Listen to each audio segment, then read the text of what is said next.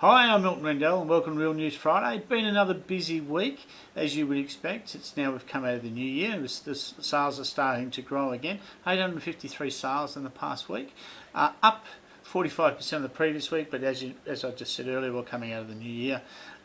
Stock levels were 8,186. That's up about 2% on where we were a week ago. I expect that'll probably climb a little bit more, but still down 9% to what it was a month ago, and down 2% compared to a year ago. So we seem to be fairly steady, once again around that 8,000 mark, 8,500 mark.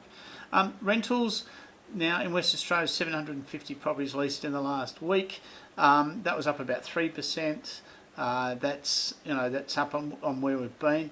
In terms of stock, 2,423 available at the moment. That's down 17% to a year ago. So rentals are becoming still scarce.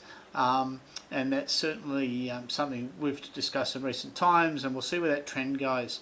The big one now, I think, and we've said it before, is the big variable become 5th of February. We're only a couple of weeks away now, and everybody's got an opinion on this one, on how it will affect our economy, how it will affect our rentals, how it will affect our sales. At this particular stage, I think it's too early to call. We'll obviously have some influx of people into West Australia, but we also may have some exit as well. So I think that'll take probably a bit of time to steady down. I think we'll have a clearer vision probably come towards the end of March. I think it's too early to call stuff that, like I say, people are saying there's going to be a boom. There's a whole pile of other things. Mining industry is doing quite well. Reading some articles recently, if you look at the Australian economy, and the amount of equity growth that we've had within Australia is almost $1 trillion in real estate. So you take that into terms of what that means. People can borrow more money, that means businesses can borrow more money, etc.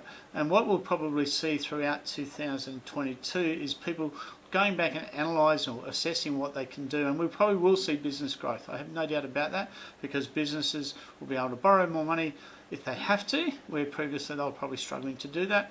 And you'll also see others just using the equity, maybe downgrading and a few different things. So 2022, I think, is going to have a lot of variables, particularly in the second half.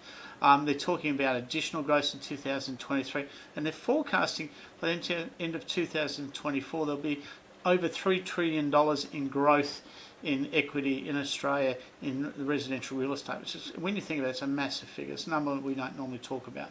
So our economies going forward look fairly solid, and I think that it will introduce more employment, more opportunities. But again, I'm just Milton from Midland, and we'll just see what happens. But some of the statistical information that is coming out does guides us to believe that we'll continue to see some of the upward trends that we have in recent times. Inquiry around Midland is still very strong. Rentals is extremely strong. Into the hills, our hills guys are extremely busy. I know Mike and his team, the commercial, are extremely busy. Our settlement agencies last year had a record year and have started quite solidly.